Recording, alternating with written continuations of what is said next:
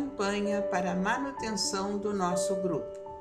Participe acessando nosso site. Olá, meus irmãos, minhas irmãs. Bem-vindo ao canal do Grupo Espírita Francisco Xavier. Abrindo o Evangelho segundo o Espiritismo, de Allan Kardec, nos caiu a lição do capítulo 16, Não se pode servir a Deus e a Mamon, e o item 8, Desigualdade das riquezas, que nós vamos passar a ler agora para depois fazermos os comentários.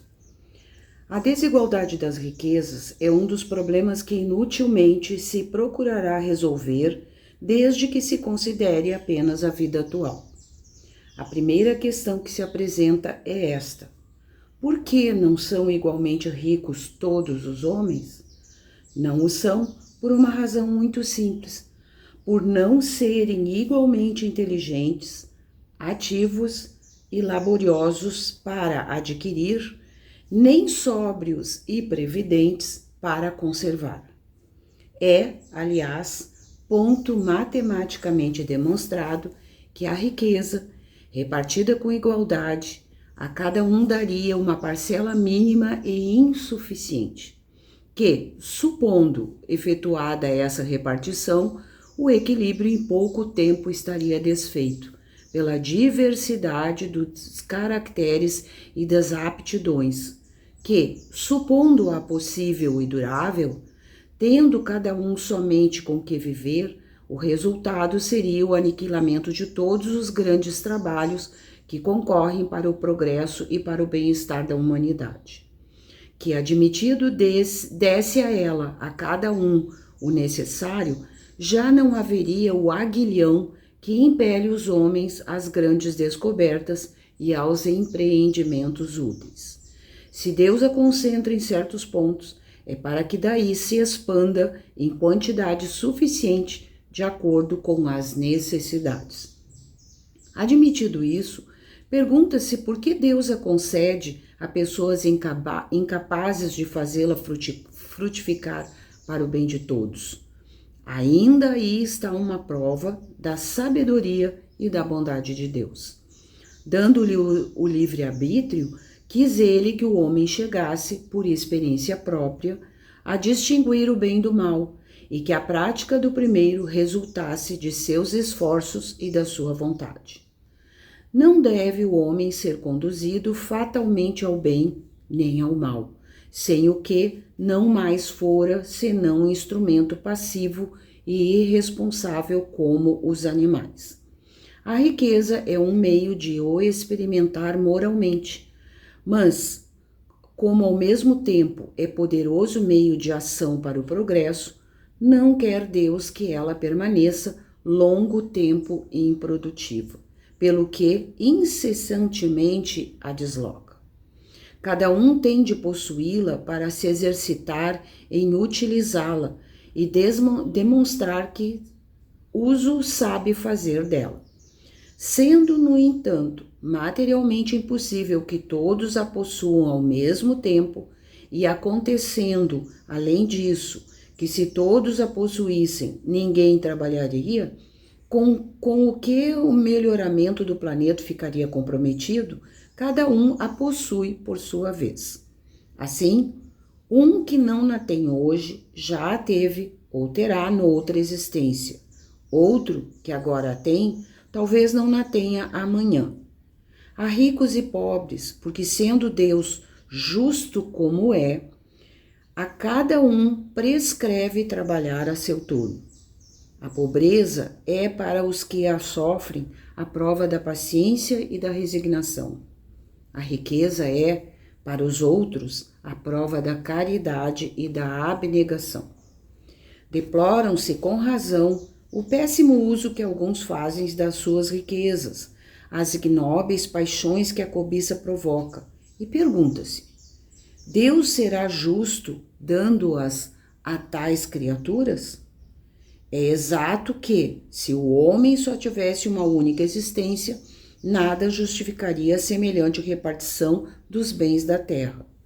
Se, entretanto, não tivermos em vista apenas a vida atual, e ao contrário, considerarmos o conjunto das existências, veremos que tudo se equilibra com justiça.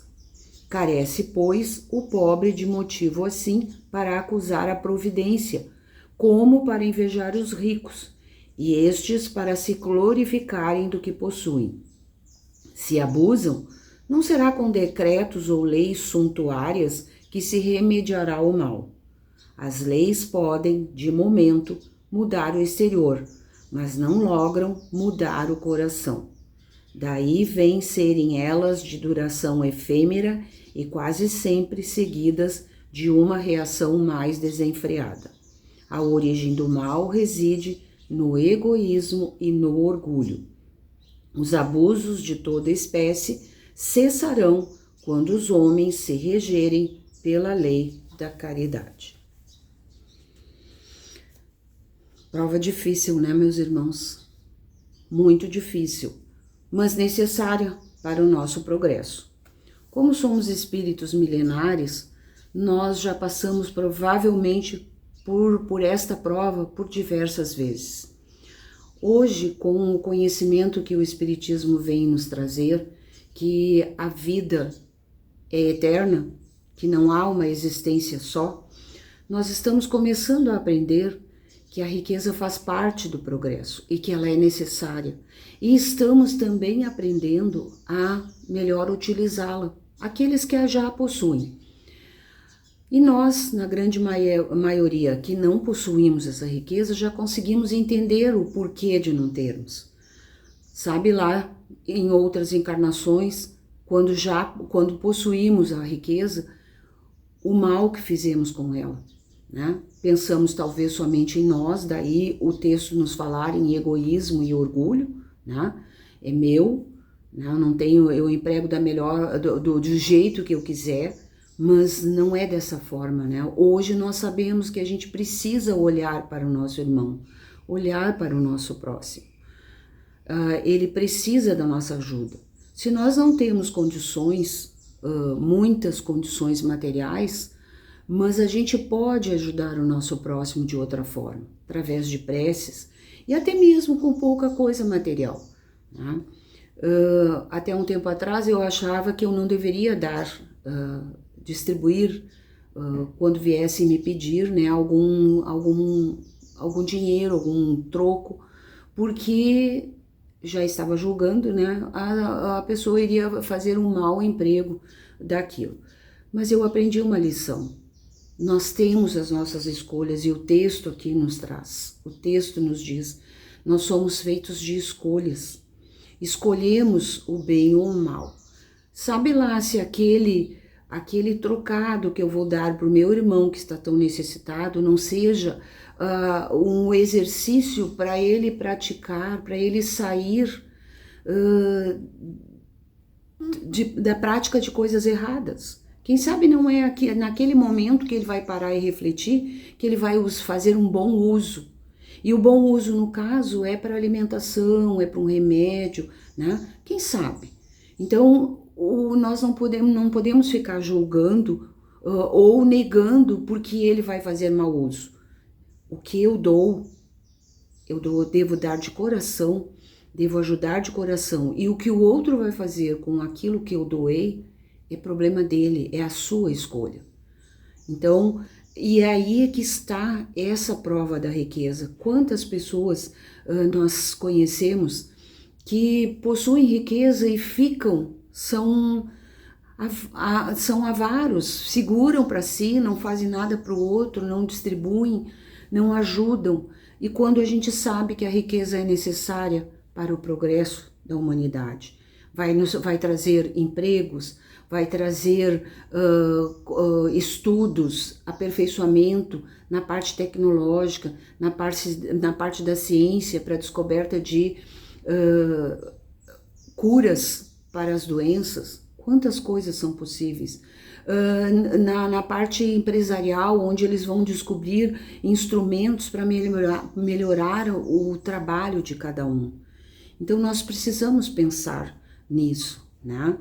E esse texto vem nos mostrar muito que é necessário. E quando a gente está passando pela prova, como disse o texto aqui para nós, né? A pobreza é a prova de paciência e resignação. Quem está passando por essa prova tem que ter paciência, tem que ter resignação, e isso o Espiritismo veio nos explicar, né? Que se nós estamos passando por essa prova, nós merecemos, alguma coisa a gente fez e que precisamos passar por essas experiências. E a riqueza, para quem tem esta prova, é uma prova de caridade e abnegação. Então, o que é a caridade? É eu usar os meus recursos materiais para ajudar o meu próximo, né? É eu me tornar bom pensando no próximo. E aí eu estarei cumprindo o mandamento que Jesus veio nos ensinar, amar ao próximo como a nós mesmos, não é? Então, se nós possuirmos condições, mesmo que não sejamos ricos, né? Mas que saibamos usar aquilo que temos, saibamos repartir com o nosso próximo o que nós temos, porque sabemos que a gente não vai levar nada disso, né? Então não adianta nós nos apegarmos a esses bens materiais que não vão nos levar, não vamos levar juntos. Quando nós partirmos daqui, nós vamos partir com aquilo que nós adquirimos em conhecimento, em moral. E pelo que o texto nos mostra aqui também, a prova da riqueza é um aprendizado moral diante daquilo que eu vou fazer com o que eu recebi, né? Então, por isso ela se torna tão difícil. E quando o texto nos diz aqui que se a riqueza fosse repartida igualmente, não daria certo, né? Porque cada um de nós tem aptidões e características diferentes uns dos outros. Tem alguns que conseguem desempenhar mais rapidamente algumas tarefas, outros ficam mais acomodados. E se nós possuíssemos a riqueza de forma igual, alguém iria se sair, né, se sobressair, iria descobrir algum meio de aumentar aquele quinhão que ele recebeu. E outros ficariam acomodados. E um outro detalhe que o texto nos mostra, se isso fosse possível, se a riqueza existente em todo o planeta fosse distribuída igualmente, não haveria o progresso na forma de descobertas, de invenções, de aperfeiçoamento, não é? Então seria diferente. E esse texto também me fez lembrar que também nesse capítulo está a parábola dos talentos, né? No item 6 fala sobre a parábola dos talentos e fala sobre essa diferença de características, né? Quando diz assim, ó, na parábola dos talentos, ela nos diz assim: o Senhor age como um homem que, tendo de fazer longa viagem fora do seu país, chamou seus servidores e lhe entregou seus bens. Depois de dar 5 talentos a um, 2 ao outro e 1 ao outro, a cada um, segundo a sua capacidade, partiu imediatamente. Então nós sabemos que nessa parábola, cada um dos que receberam os talentos usaram de acordo com a sua capacidade e a sua característica. O que recebeu 5 duplicou, o que recebeu 2 também, né? Mas aquele que recebeu 1 ficou nele. Então aqui essa parábola nos mostra as nossas características diferenciadas, como somos diferentes. A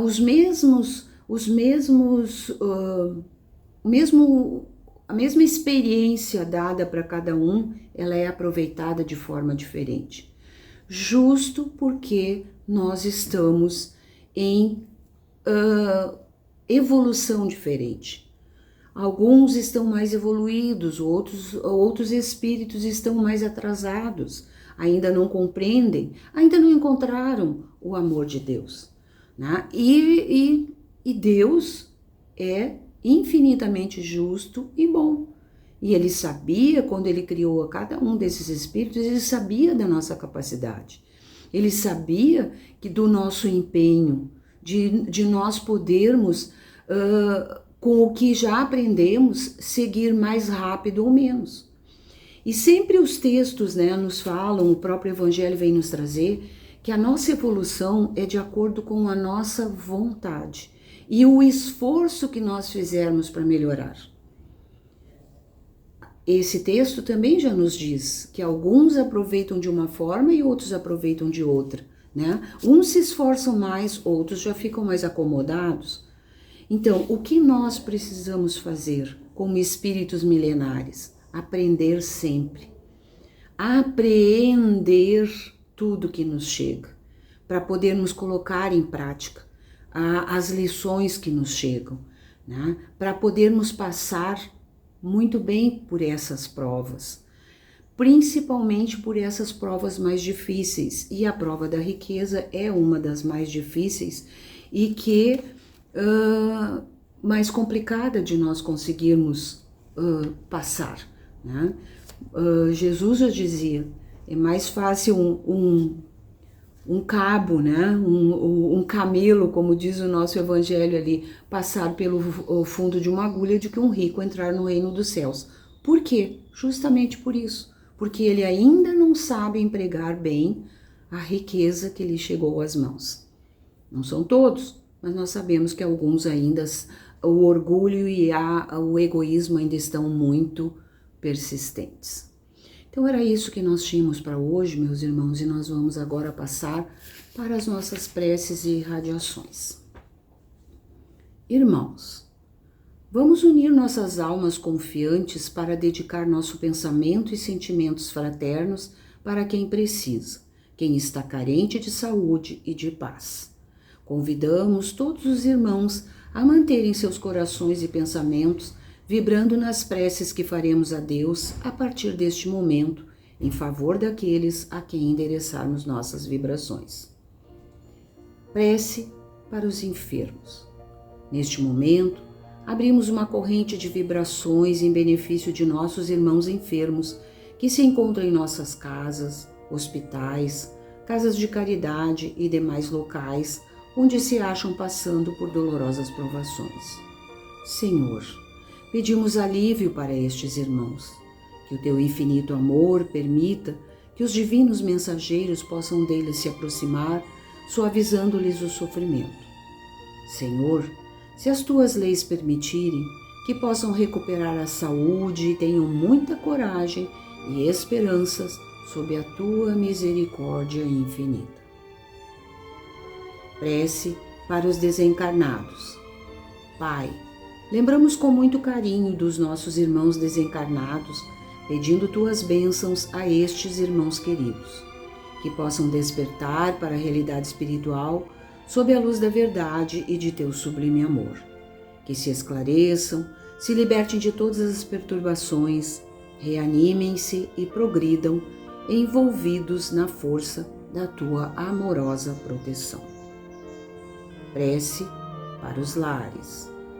Pai, precisamos que o teu amor ilumine os nossos lares, afastando as trevas da incompreensão, dos vícios, do sofrimento, das perturbações espirituais. Ajuda-nos, Pai, a compreender que somos todos teus filhos, formando uma família com quem temos a necessidade de aprender a amar, auxiliando-nos uns aos outros. Que em nossos lares reine a harmonia e a paz, sob as tuas bênçãos divinas. Prece para a paz no mundo. Em ti, Senhor, está a força suprema do bem e da paz que governa o universo. Abençoa os dirigentes de todas as nações, especialmente os do nosso país, que saibam governar bem sob a tua proteção, no sentido da ordem e da fraternidade universal. Prece de encerramento. Graças, Senhor, por esses momentos felizes e pela assistência amorosa dos bons espíritos. Abençoa-nos. Seja feita a tua vontade. Despede-nos na tua paz. Assim seja. Campanha para a manutenção do nosso grupo. Participe acessando nosso site